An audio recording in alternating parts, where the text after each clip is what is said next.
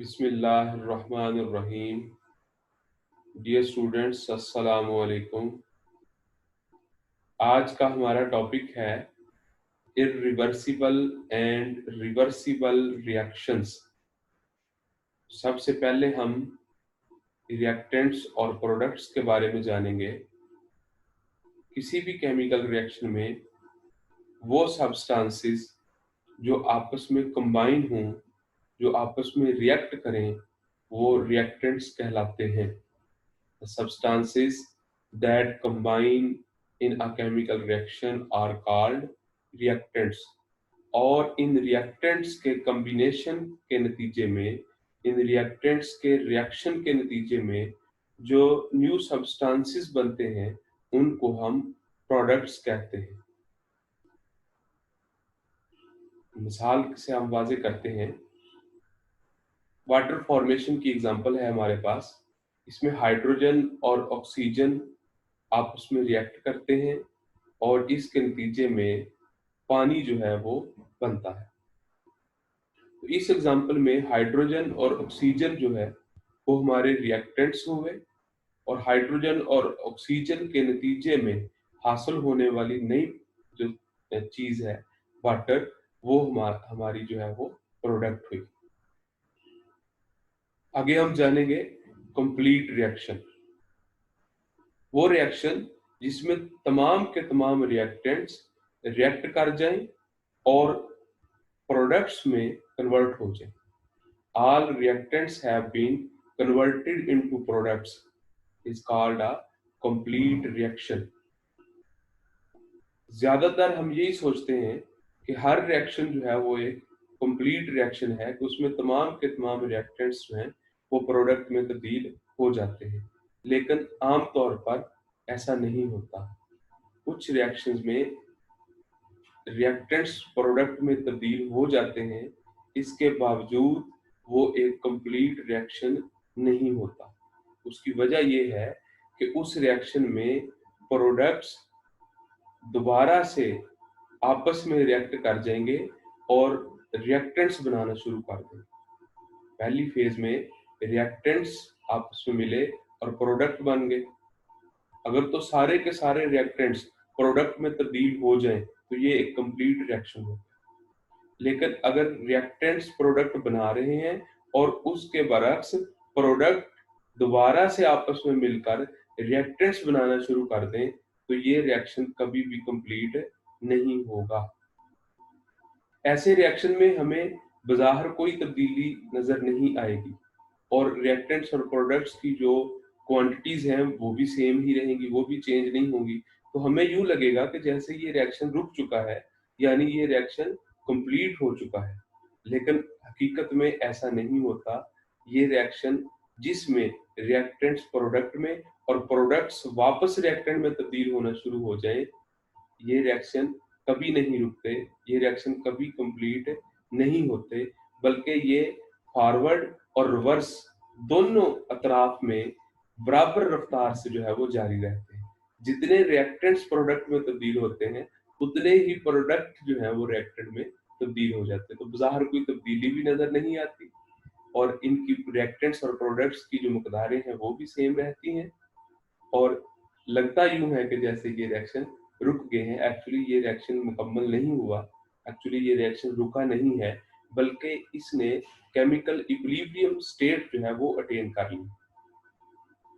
Equilibrium की जो state है, इक्विलिब्रियम आमतौर पर हम बैलेंस, हम जब भी हम इक्विलिब्रियम का नाम लेते हैं तो हमारे ज़हन में फौरन बैलेंस का जो है वो लफ्ज आता है। तो ये जो फिजिकल या केमिकल इक्विलिब्रियम है ये नेचर में पाए जाते हैं, और ये हमारी एग्जिस्टेंस के लिए, हमारी सस्टेनेबल लाइफ के लिए, जिंदा रहने के लिए ये इक्विलिब्रियम बहुत जरूरी है। मिसाल के तौर पर एक मिसाल लेते हैं हम कि जो इंसान है वो ऑक्सीजन इनहेल करते हैं और कार्बन डाइऑक्साइड जो है वो एक्सहेल करते हैं। ये एक्सहेल्ड कार्बन डाइऑक्साइड जो है ये पौधे अब्जॉर्ब कर लेते हैं और ऑक्सीजन जो है पौधे वो रिलीज कर देते हैं। इस तरह हमारे एनवायरनमेंट में, हमारे एटमॉस्फेयर में ऑक्सीजन और कार्बन डाइऑक्साइड का जो बैलेंस है, जो इक्विलिब्रियम है, वो बरकरार रहता है। ऐसी बहुत सारी मिसालें हैं जिसमें फिजिकल और केमिकल इक्विलिब्रियम जो है वो हमारी लाइफ को सपोर्ट करता है। बहरहाल केमिकल इक्विलिब्रियम हम फिर आगे नेक्स्ट लेक्चर में डिस्कस करेंगे। ये एक आम सी मिसाल है, एक आम सी तस्वीर है आपके सामने। आप सोचें ज़रा इसके मुतालिक कि ये एक बाइक है, आपकी बाइक है और ये आपकी गाड़ी है। इन दोनों में एक डिफरेंस है, बहुत सारे डिफरेंसेस हैं, लेकिन मेरे पॉइंट ऑफ व्यू से फिलहाल एक डिफरेंस है इसमें। आप ज़रा इसको सोचें। मैं भी बाइक चलाता हूँ तो बाइक जो है वो फॉरवर्ड जाती है, इसमें रिवर्स गियर जो है वो मौजूद नहीं होता। अगर हमें इसको बैकवर्ड मूव करना भी है तो इसको मैनुअली हम जो है वो करेंगे मूव बैकवर्ड, ये रिवर्स नहीं होती। यानी ये अच्छा। और जो कार है इसमें जो ड्राइवर है वो इसको जो है वो ऑटोमेटिकली रिवर्स गियर में ये रिवर्स पार्क कर रहा है। तो इसका मतलब ये हुआ कि जो बाइक है ये इरिवर्सिबल है, ये सिर्फ एक संबंध में हरकत कर सकती है, फॉरवर्ड डायरेक्शन में जा सकती है, रिवर्स नहीं जा सकती, इसको हम कहेंगे इरिवर्सिबल। और जो कार है ये फॉरवर्ड भी मूव कर सकती है और रिवर्स भी मूव, बैकवर्ड भी जो है वो मूव कर सकती है, तो इसको हम कहेंगे रिवर्सिबल। ये बस जस्ट फॉर फन मैंने आपको एक मिसाल दी है। एक और एग्जांपल लेते हैं हम। ये हमारे पास आइसक्रीम है, फ्रोजन आइसक्रीम है, लेकिन हम थोड़ी देर धूप में बैठे रहे तो इसको हीट मिली और ये जो है ये मेल्ट हो गई। चले हम इसको दोबारा से जो है वो रेफ्रिजरेटर में रख देते हैं और ये फिर से जो है वो फ्रोजन फॉर्म में आ जाएगी। तो क्या ख्याल है आपका कि इस मिसाल में हम ये देख सकते हैं कि एक जो रॉ मटेरियल है या जो एक, अगर हम इस आइसक्रीम को बतौर रिएक्टेंट लें तो रिएक्टेंट जो है वो मेल्ट होकर प्रोडक्ट में तब्दील हो गए हैं और प्रोडक्ट फिर जो है वो कुछ कंडीशंस पर वापस रिएक्टेंट में तब्दील हो सकते हैं। बहरहाल याद रखिएगा कि अगर हम इसको बतौर रिएक्टेंट लें तो ये मेल्ट होकर प्रोडक्ट बन गई और ये जो मोल्टन आइसक्रीम है इसको अगर हम फ्रीज कर लें तो ये वापस अपनी रिएक्टेंट की हालत में आ सकती है। नीचे एक और तस्वीर जो है वो दी गई है, इसमें ये एक अनफ्राइड एग है और ये एक जो है वो फ्राइड एग है। अब हमें सुबह अपने ब्रेकफास्ट में जो है वो अंडे को फ्राई करना है, तो हमने फ्राई कर लिया, लेकिन बाद में हमारा मूड चेंज हो गया कि चले आज नाश्ता हम जो है वो नहीं करते। तो क्या इस फ्राइड एग को हम अनफ्राइड एग में वापस ला सकते हैं? इसमें जो रिएक्टेंट था वो प्रोडक्ट में तब्दील हो गया, जो मोल्ड फ्रोजन आइसक्रीम थी वो मेल्ट हो गई और फिर हमने मोल्टन आइसक्रीम को दोबारा से फ्रीज कर लिया। ठीक है, ये एक रिवर्सिबल चेंज लगती है, जबकि यहाँ पर जो है वो जो फ्राइड एग है उसको हम वापस अनफ्राइड एग में नहीं ला सकते। तो ये जो है वो यूं कह लें कि डाई डायरेक्शनल है, ये दोनों तरफ आगे और पीछे दोनों तरफ जो है वो चेंजेस हो सकती हैं, जबकि ये एक यूनी डायरेक्शनल चेंज है। तो कहने का मकसद ये है कि ये रिवर्सिबल चेंजेस हैं और ये जो है वो इरिवर्सिबल चेंजेस। अब इसी कॉन्सेप्ट को, इसी माइंड सेटअप को लेकर हम आगे अपने टॉपिक की तरफ चलते हैं कि इरिवर्सिबल रिएक्शन में जो रिएक्टेंट्स होते हैं वो रिएक्ट करते हैं और प्रोडक्ट्स में तब्दील हो जाते हैं। तो ये फॉरवर्ड रिएक्शन हो गया। अब प्रोडक्ट्स इसमें जो है वो वापस बैकवर्ड नहीं जा सकते, बिल्कुल ऐसे ही जैसे ये एक अनफ्राइड एग था जिसको हमने फ्राई किया तो ये फ्राइड एग में जो है वो तब्दील हो गया। जैसे हमने जो है वो बाइक की मिसाल ली कि ये एक तरफ को हरकत कर सकती है, यूनिडायरेक्शनल चेंज इसमें आई कि रिएक्टेंट प्रोडक्ट में तब्दील हो गए लेकिन प्रोडक्ट वापस रिएक्टेंट में तब्दील नहीं हुए। तो ये जो चेंज हो गई है, ये रिएक्टेंट जो प्रोडक्ट में तब्दील हो गए हैं, तो ये इरिवर्सिबल। इसी के बरक्स जो रिवर्सिबल है, जैसे हमने कार की एग्जांपल ली, जैसे हमने वो अपने आइसक्रीम की एग्जांपल ली, तो इसमें रिएक्टेंट जो है वो प्रोडक्ट में तब्दील हो गए, फॉरवर्ड रिएक्शन हुआ और इसी तरह से प्रोडक्ट जो है वो भी रिएक्ट करके वापस रिएक्टेंट में तब्दील हो सकते हैं। तो जिसमें रिएक्टेंट प्रोडक्ट में तब्दील हो जाए लेकिन प्रोडक्ट रिएक्टेंट्स में तब्दील ना हो उसे हम इरिवर्सिबल रिएक्शन कहेंगे। और जिसमें रिएक्टेंट प्रोडक्ट में तब्दील हो जाए और प्रोडक्ट फिर से रिएक्ट करके वापस रिएक्टेंट्स में तब्दील हो जाए, इसे हम रिवर्सिबल रिएक्शन कहेंगे। तो the reactions in which products do not recombine to form reactants, reactants product में तब्दील हो गए लेकिन products do not recombine to form the reactants, product वापस रिएक्टेंट में तब्दील नहीं हो सकते, तो इसको हम जो है वो इरिवर्सिबल रिएक्शन कहेंगे। और ये रिएक्शन कंप्लीट हो जाते हैं, मसलन ये रिएक्टेंट है तो प्रोडक्ट में तब्दील हो गए, ये अमल जारी रहेगा जारी रहेगा। एक वक्त तो ऐसा आएगा जब तमाम के तमाम रिएक्टेंट्स जो है वो प्रोडक्ट में तब्दील हो जाएंगे, रिएक्टेंट्स खत्म हो जाएंगे और हमारे जो मिक्सचर है उसमें सारा का सारा जो है वो प्रोडक्ट मौजूद होगा। तो उस सूरत में जब रिएक्टेंट्स मुकम्मल तौर पर प्रोडक्ट में तब्दील हो जाएंगे तो ये रिएक्शन स्टॉप हो जाएगा, इसे हम मुकम्मल रिएक्शन मान लेंगे, ये कंप्लीट हो जाएगा। और ऐसे रिएक्शंस को हम इरिवर्सिबल रिएक्शंस कहते हैं और इनको रिएक्टेंट्स और प्रोडक्ट के दरमियान एक सिंगल एरो की सिंबल डालकर हम जो है वो रिप्रेजेंट करते हैं। इसके बिलमुकाबल जो रिवर्सिबल रिएक्शंस है इसमें रिएक्टेंट्स और प्रोडक्ट में तब्दील होंगे ही होंगे, लेकिन उसके साथ साथ प्रोडक्ट अगेन जो है वो react themselves and form the reactants. Products can recombine to form the reactants. जबकि इसमें रिएक्टेंट प्रोडक्ट में तब्दील हो गए थे लेकिन प्रोडक्ट वापस रिएक्टेंट में तब्दील नहीं हो रहे, तो ये इरिवर्सिबल हुआ। और जिसमें रिएक्टेंट प्रोडक्ट में तब्दील हो गए और उसके बरक्स फिर प्रोडक्ट भी रिएक्टेंट में तब्दील हो गए, तो उसको हम जो है वो रिवर्सिबल रिएक्शन कहेंगे। The reactions in which products can recombine to form the reactants.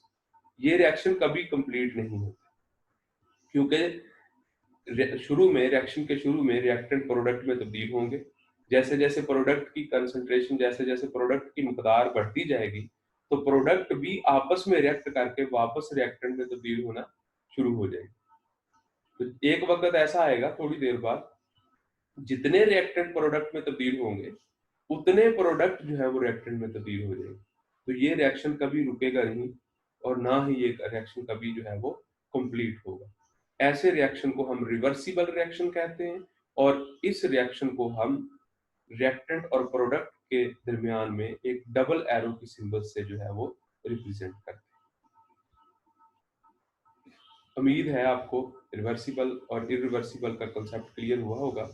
आगे हम एक एग्जांपल की मदद से रिवर्सिबल रिएक्शन को भी देखेंगे। अब अभी हमने देखा कि जो रिवर्सिबल रिएक्शन है इसमें रिएक्टेंट प्रोडक्ट में और प्रोडक्ट जो है वो रिएक्टेंट में तब्दील हो गए, तो इसका मतलब है कि जो रिवर्सिबल रिएक्शंस हैं ये दो अतराफ में जो है वो प्रोसीड करते हैं। तो इसमें दो किस्म के रिएक्शन पाए जाते हैं, एक फॉरवर्ड जिसमें रिएक्टेंट से प्रोडक्ट बनेंगे और दूसरा इसका उल्ट रिवर्स रिएक्शन होगा जिसमें प्रोडक्ट से जो है वो रिएक्टेंट्स बने। और इस रिएक्शन को हम दोनों तरफ से यानी प्रोडक्ट रिएक्टेंट टू प्रोडक्ट और प्रोडक्ट टू रिएक्टेंट जो है वो हम इसको प्रोसीड करवा सकते हैं depending upon the conditions. Reversible reaction दो रिएक्शंस पर मुश्तमिल होता है, जिसमें रिएक्टेंट्स प्रोडक्ट में तब्दील हो वो फॉरवर्ड रिएक्शन और जिसमें प्रोडक्ट रिएक्टेंट्स में तब्दील हो रहे हैं वो बैकवर्ड रिएक्शन, और इन दोनों को कलेक्टिवली हम जो है वो रिवर्सिबल रिएक्शन कहेंगे। एक एग्जांपल की मदद से हम देखते हैं कि हमारे पास एक रिवर्सिबल रिएक्शन है, reaction between hydrogen and iodine. इसमें हमारे पास दो रिएक्टेंट हैं, एक हाइड्रोजन है और एक आयोडीन है। इन दोनों रिएक्टेंट्स में से एक जो रिएक्टेंट आयोडीन है इसका कलर जो है वो पर्पल होता है। इसको हम एक फ्लास्क में जो है वो हीट करेंगे। इसमें हमने हाइड्रोजन गैस और आयोडीन गैस डाल रखी है और इसको हम हीट करेंगे। तो जैसे जैसे हम इस फ्लास्क को हीट करते जाएंगे तो ये इसका कलर जो है पर्पल कलर ऑफ आयोडीन जो है ये डिसअपीयर हो जाएगा, ये गायब होना शुरू हो जाएगा। अब हुआ यूं कि जब आयोडीन गैस खुद यहाँ पे पड़ी हुई थी तो उसका पर्पल कलर हमें फ्लास्क में ज़ाहिर हो रहा था। इसका मतलब है कि आयोडीन अभी रिएक्ट नहीं किया। जब हमने इसको हीट करना शुरू किया तो इसने हाइड्रोजन के साथ रिएक्ट किया और ये हाइड्रोजन आयोडाइड गैस बन गई। और हाइड्रोजन आयोडाइड गैस जो है ये कलरलेस गैस। तो यहाँ पे जो कलर चेंजेस हैं, जो पर्पल से कलरलेस की तरफ जा रहे हैं या वापस कलरलेस से पर्पल की तरफ आएगा, तो ये हमारे लिए एक इंडिकेशन है। आयोडीन का कलर पर्पल है। जब हमने उसको गर्म किया, उसने हाइड्रोजन के साथ रिएक्ट कर दिया और हाइड्रोजन आयोडाइड बन गई और इसका पर्पल कलर जो है वो डिसअपियर हो गया। इसका मतलब है कि जब पर्पल पर्पल कलर डिसअपियर हो रहा है तो ये फॉरवर्ड रिएक्शन हो रहा है, यानी हाइड्रोजन और आयोडीन आपस में रिएक्ट करके प्रोडक्ट बना रहे हैं हाइड्रोजन आयोडाइड। तो ये एक फॉरवर्ड रिएक्शन है जिसकी इंडिकेशन हमें इस कलर चेंज से मिलेगी, जो कि पर्पल से कलरलेस की तरफ। अब इसी रिएक्शन में हम जो जो हाइड्रोजन आयोडाइड बना है, इसको हम हीट करते हैं फ्लास्क में। तो हाइड्रोजन आयोडाइड क्योंकि कलरलेस है, तो अब जब इसको हम हीट करेंगे तो हमें इस फ्लास्क में पर्पल कलर ज़ाहिर होगा। तो ये जो कलर चेंज है ये इंडिकेट करेगा कि रिवर्स रिएक्शन शुरू हो चुका है, यानी कि हाइड्रोजन आयोडाइड डीकम्पोज होना शुरू हो गई है और हाइड्रोजन आयोडाइड ने डीकम्पोज होकर जो है वो हाइड्रोजन गैस और ऑक्सीजन गैस बनाना शुरू कर दी है। तो ये जो है ये रिवर्स रिएक्शन हो। ओवरऑल रिएक्शन देखते हैं कि जिसमें हाइड्रोजन और आयोडीन गैस आपस में मिलते हैं, तो इससे हाइड्रोजन आयोडाइड बनता है। तो आयोडीन का पर्पल कलर जो है वो डिसअपियर हो जाता है और एक कलरलेस प्रोडक्ट हमारे पास हाइड्रोजन आयोडाइड बनती है। तो ये एक फॉरवर्ड रिएक्शन है। इसी इसके बरक्स जब हम हाइड्रोजन आयोडाइड गैस को हीट करते हैं, तो ये हाइड्रोजन आयोडाइड गैस जो है ये टूटकर हाइड्रोजन और आयोडीन में तब्दील होना शुरू हो जाती है। तो ये पर्पल कलर दोबारा से ज़ाहिर होना शुरू हो जाता है। ये रिवर्स रिएक्शन है। तो ओवरऑल रिएक्शन में यूं होता है कि पहले फॉरवर्ड रिएक्शन में रिएक्टेंट हाइड्रोजन और आयोडीन है और प्रोडक्ट हाइड्रोजन आयोडाइड बनती है। और जो रिवर्स रिएक्शन है उसमें हाइड्रोजन आयोडाइड दोबारा से डीकम्पोज होकर हाइड्रोजन और आयोडीन गैस बना देते हैं। तो इस तरह ये एक मुकम्मल रिवर्सिबल रिएक्शन है जिसमें फॉरवर्ड और रिवर्स रिएक्शन जो है वो मौजूद है। Thank you very much.